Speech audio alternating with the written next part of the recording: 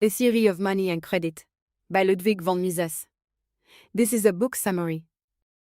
What if I told you that the chaos we see in today's economy, rampant inflation, unstable currencies, and credit crises, was predicted over 100 years ago? And what if the answers to these problems were hidden in a book that redefined economic theory forever? Now, imagine a world spiraling into financial turmoil. Currencies collapsing, governments desperately printing money, and people watching helplessly as their savings lose value day by day. It might sound like the latest news headline, but this financial apocalypse was foreseen by a man named Ludwig von Mises, a visionary economist who dared to challenge the status quo. Long before the Great Depression, the 2008 financial crisis, or the unprecedented money printing of recent years, Mises had already mapped out how these disasters would unfold and, more importantly, why they were inevitable if we ignored the basic principles of sound money and honest banking. But who was Ludwig von Mises?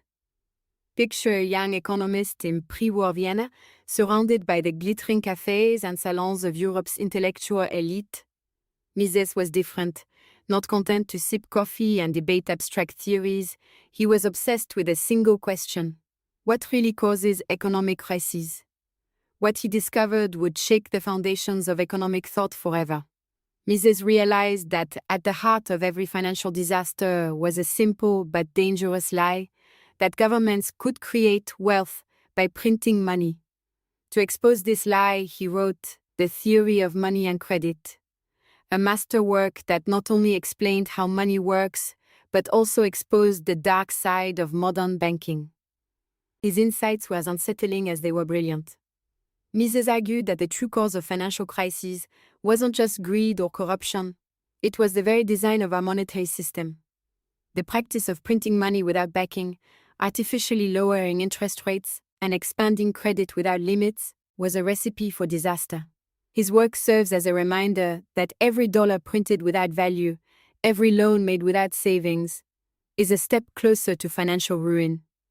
To understand how Mises saw it all coming, we need to start at the beginning by understanding what money really is and why the way we use it today is setting us up for the next great financial disaster.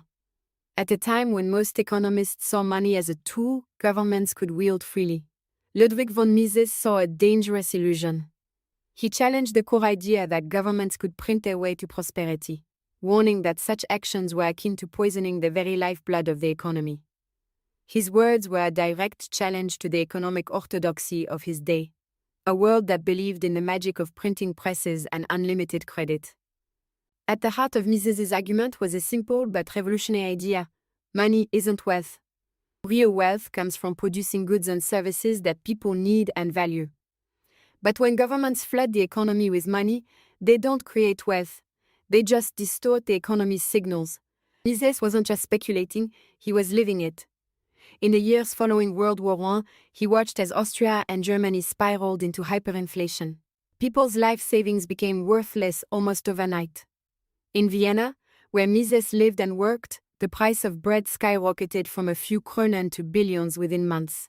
Ordinary citizens were forced to carry wheelbarrows of cash just to buy basic necessities. This real-world chaos was proof of everything Mises had warned about: the devastating consequences of treating money like a political plaything. But Mises didn't stop there. He exposed the dark side of banking, the practice of fractional-reserve banking, where banks lend out far more money than they actually have in reserves. According to Mises, this practice created an illusion of prosperity, fueling unsustainable booms that were destined to end in busts. It was like a game of musical chairs, where everyone is happy until the music stops and the seats are suddenly gone. His critics called him pessimistic, even extreme, but history would prove him right. From the Great Depression to the 2008 financial crisis, every major collapse seemed to echo his warnings. And the most haunting part? Mises believed that these crises weren't just unfortunate accidents, they were the inevitable result of our refusal to accept a fundamental truth. You can't print your way to prosperity. Money may grease the wheels of commerce, but it's not a substitute for real savings, real investments, and real productivity. But to understand why Mises believed this, we need to start at the beginning, by unraveling what money really is, how it gets its value, and why the way we use it today might be leading us towards another crash. What is money really? Mises begins with a simple but profound question. What is money? According to him, money isn't something that governments create or control by divine right. Instead, it emerged naturally, not by government decree but from the marketplace itself. In the earliest days of trade, people faced a problem: how to exchange what they had for what they needed, without a common measure of value. Out of this chaos, certain commodities like gold and silver rose to the top, not because of any law, but because they were universally recognized for their durability, divisibility, and most importantly, their intrinsic value. But here's where it gets interesting. Mises argued that money's value isn't just about the metal it's made from. It's about trust. This trust, he says, is the glue that holds our entire financial system together. When you accept a $20 bill in exchange for your labor or products, you're not valuing the paper itself. You're trusting that it can be exchanged for something of real value. Money is a social contract, one that can only function as long as people believe in it. This belief isn't maintained by government assurances, but by the historical acceptance and perceived stability of the currency. According to Mises, fiat money is an empty promise, a dangerous illusion that works only as long as people don't question its worth. And this is where governments mess up. When they print money without restraint, it doesn't create wealth, it erodes trust. Every new dollar printed is like a drop of poison in the economic bloodstream, slowly eroding the purchasing power of every dollar you already own. Mises saw this happening in his own time, as post-World War I Europe struggled with hyperinflation. When people no longer trust that their money will hold its value, they stop saving, stop investing, and start hoarding real assets like gold, land, or even foreign currencies. This loss of trust can unravel an entire economy, turning financial crises into full-blown depressions. Fiat currency, which isn't backed by anything of value, leads to inflation. And inflation, Mises says, is not just an economic issue, it's a tool of deception. It makes people feel richer while secretly draining their savings. Inflation, according to Mises, is like a hidden tax, a way for governments to confiscate wealth without passing a single law. As prices rise, the value of every dollar you hold falls, transferring wealth from ordinary citizens to those who get the newly printed money first, typically governments, banks, and large corporations. But Mises didn't just diagnose the disease, he offered a cure. He argued for a return to sound money, currency backed by tangible assets like gold, which governments couldn't print at will. Sound money wasn't just an economic solution for Mises, it was a moral one. It meant that people could save for the future without fear that inflation would destroy their savings. It meant that governments would have to live within their means instead of borrowing endlessly from the future. In Mises's view, sound money was the foundation of a free and prosperous society, a safeguard against the tyranny of both inflation and government overreach. Part 2. Credit, the double-edged sword. Mises doesn't stop at money. He digs deep into the world of credit and banking, peeling back the layers of a system that most people never question. In his view, credit isn't inherently evil. It's a tool, a powerful one that can build or destroy depending on how it's wielded. But when banks create money out of thin air through fractional-reserve banking, they set in motion a dangerous cycle, one that leads not to prosperity but to inevitable collapse. To understand why, we need to look at how this system works. Fractional reserve banking allows banks to lend out far more money than they actually hold in deposits. Imagine you deposit $1,000 into your bank. Legally, the bank only has to keep a fraction of that, say 10%, and is free to lend the rest.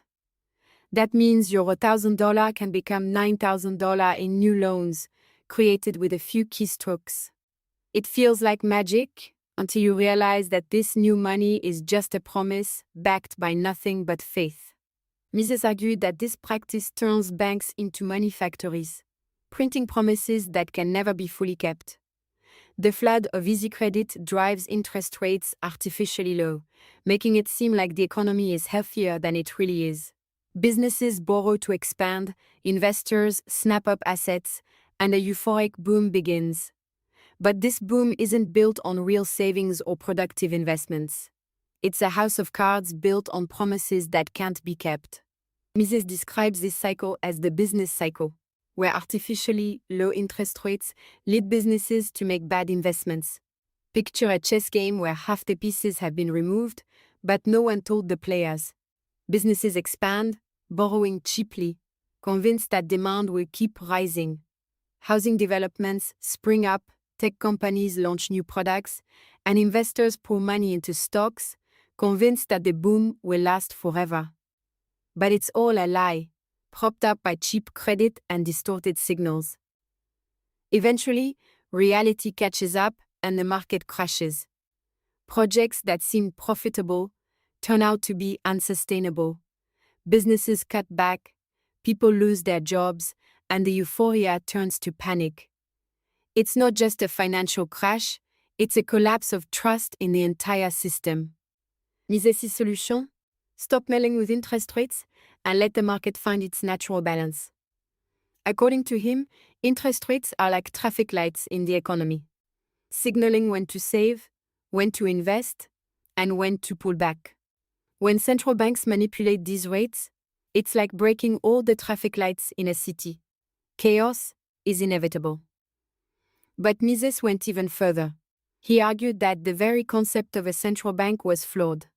To him, institutions like the Federal Reserve weren't protectors of stability but the chief architects of instability, creating boom and bust cycles by constantly expanding credit.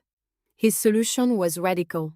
Abolish central banks, return to a system of sound money backed by real assets, and let interest rates rise and fall, according to the true supply and demand for savings and investment.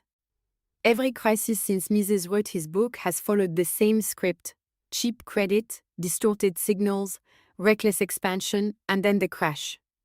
The dot-com bubble, the housing crisis, even the staggering debt levels we see today. They're all chapters in the same story, a story Mises wrote more than a century ago. Mises' vision wasn't just about money, it was about freedom.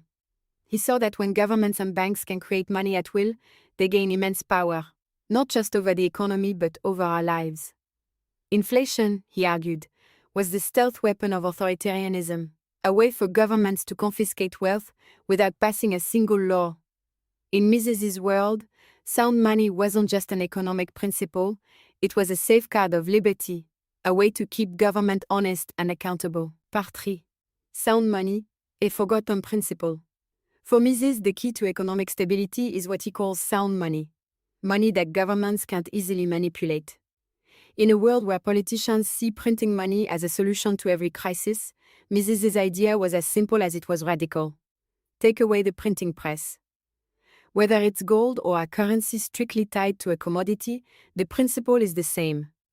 Keep politicians out of the money supply. But what exactly does sound money mean? According to Mises, it's money that has real value, backed by something tangible, not promises or paper, but assets like gold and silver that no politician can create out of thin air.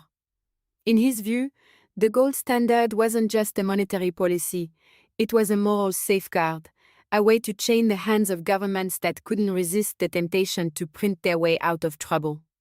To Mises, a currency untethered from real value was a lie, a betrayal of the trust that money is supposed to represent. To understand why Mises fought so hard for sound money, we need to go back to the dark days of post-World War I Europe. Governments across the continent were buried in debt, their currencies collapsing, their people hungry and desperate. The solution they chose was the same one we see today: print more money. In Germany, hyperinflation turned the mark into wallpaper, savings evaporated, and once prosperous families were reduced to begging in the streets. Mises saw it all firsthand in his native Austria, an economy destroyed not by war or natural disaster, but by the printing press. If you want to dive deeper into this revolutionary book, hit that subscribe button. Because the truth is, the battle for sound money isn't just about economics, it's about the kind of future we want to build. A future where money is honest, government is limited, and freedom isn't just a slogan. Thanks for watching. Let me know in the comments. Do you think Mises was right about money and credit? Or is his vision too radical for today's world? And if you do, what are you doing to protect your savings from the next inevitable crisis? I'll see you next time.